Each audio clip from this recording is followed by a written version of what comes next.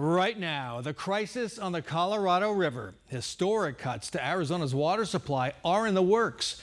How is the state's largest city planning to keep the water flowing to its residents at a price they can afford? I'll ask Phoenix Mayor Kate Gallego. Also on Square Off, why Arizona cities are shuttering the flock cameras watching their residents and doing it with bipartisan support. Could the Phoenix Suns be brought down by their owners' bad bets on interest rates? We have the findings of a stunning investigation.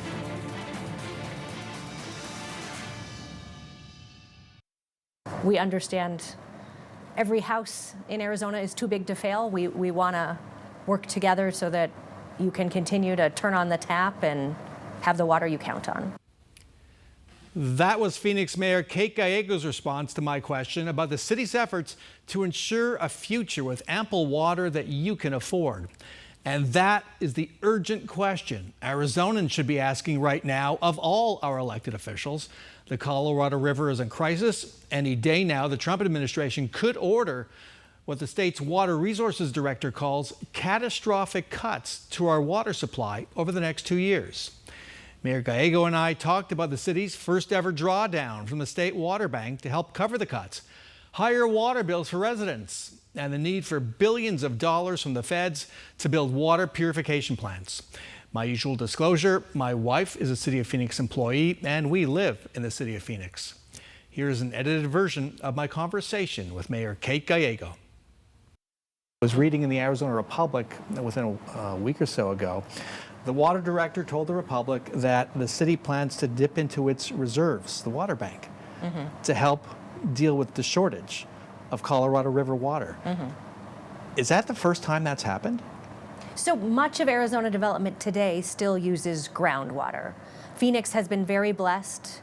98% of our water is surface water. So that means the rivers that come in, the Colorado, the Salt, and Verde. We think of that as a much more renewable water resource. But there are communities in the state of Arizona where groundwater is their key water source. We planned ahead, and so not only do we have the water that was already in the aquifer, but we've stored water in several different communities as far away as Tucson to prepare for this. Some of that is Colorado River water. We knew we were in a drought. We've been planning ahead, and so we do have a lot of infrastructure in place that will help us get through this. But especially for some of the new development in the community, their water supply and infrastructure will be more costly than what you and I have enjoyed. But is this the first time the city is dipping into the water bank? So we do use some, right? 2% of our water traditionally has been groundwater, and it's not. Is that the water bank, or is that something else? Or is that? It comes. Some of it is wells we have near the river, and so this is a big change, but that's why it's there, right? It is a big change.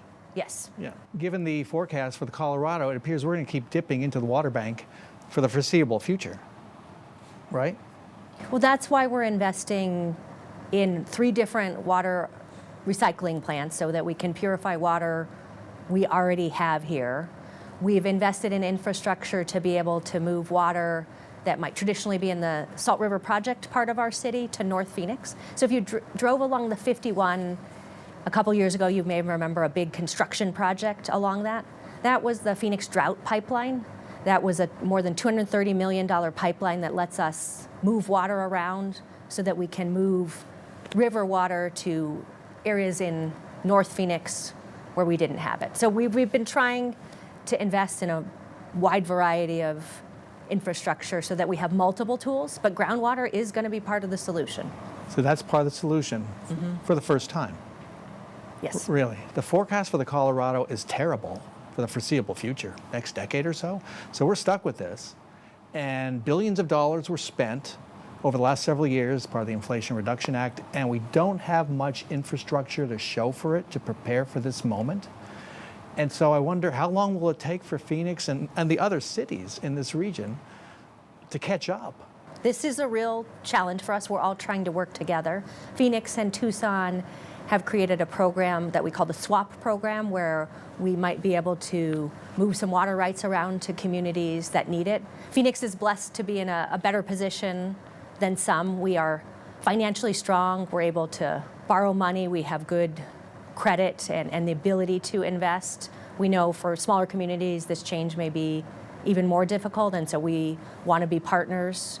We understand every house in Arizona is too big to fail. We want to work together so that you can continue to turn on the tap and have the water you count on. Every house in Arizona is too big to fail. We want to work together, right? And I want to come back to something we hear a lot these days. I think it may have started with somebody at ASU. And we're told we're not running out of water, we're just going to be paying more for it. Have you heard that before? The next supplies are out there, but they cost more than the water we have today. But we are running out of water. If the Colorado is drying up, we're running out of that source at least.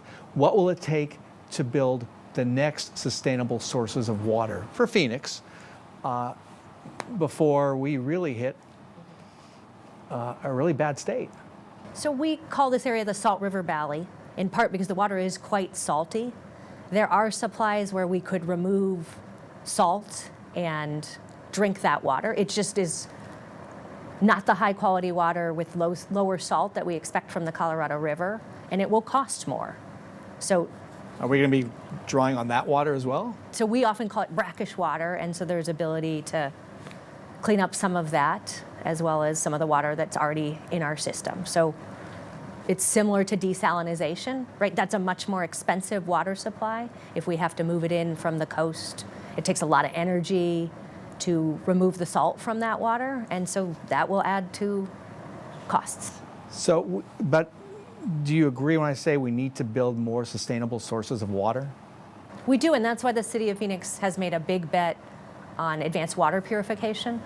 People told me I was crazy in 2024 when I was running for re-election. My state of the city was all focused on water treatment, but it was the top issue facing our city, and I wanted to tell people we were preparing and to help people understand this is different, we're making changes, and that's what we need as a desert community. I mean, how soon till the water purification plants come online?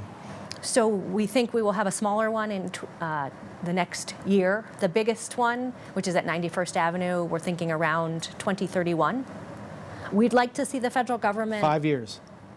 Yes. Yeah, so, okay, and you want to see the federal government come up? We would like to see the federal government partner with Arizona communities in a big way.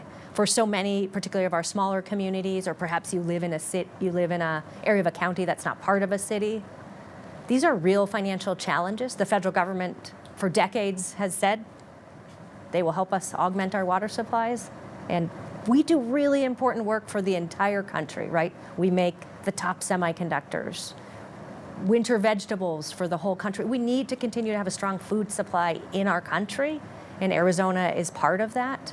So I would like to see the federal government step up and say they value what we do here. So 5 years for that major water purification plant. Mm-hmm. Where will we be in 5 years? So with water sources, what are we going to have to be relying on in 5 years to get to that point? So the City of Phoenix has tried to think this out, and we have a multi-stage drought plan. We're in the first stage now. It seems quite likely we will go to the next stage, which has a variety of new financial incentives for Such conservation. As? So we have you might already see programs that we have at the city, like if you want to remove grass you don't need, we can help you pay for that. We can help you if you want more efficient appliances in your home, pay for that. We work with some of our larger customers that have giant cooling equipment, and we can help them try to finance more infrastructure that will reduce the water that they need to cool their properties and such. So different partnerships, and we will look at water-related incentives, and there may be fees involved. Let's talk about fees. The second part of what we're all hearing, it's not that we're running out of water. The second part of that is we're just going to be paying more for it. Phoenix residents are paying, I believe, 28% more for their water than they were 3 years ago. How much higher will the cost of water go? So if you look at how we compare to other water providers, including peer cities, we do have still cost-effective water, but we have to be realistic and we have to pass on the real costs. Even outside of this very difficult problem with the Colorado River, water is getting more expensive. The technology to treat it, the cost of energy to move it and to treat it, all of that has gotten more expensive. And so we work very hard to be as responsible as we can. That's why we started planning ahead, because the earlier you start planning and investing, the more options you have.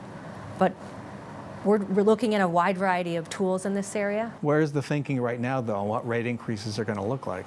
I don't think we have an announcement yet. We want to do everything we can and explore all options to protect our residents. That's why we've been planning ahead so much. But the next supplies of water are more expensive than the Colorado River.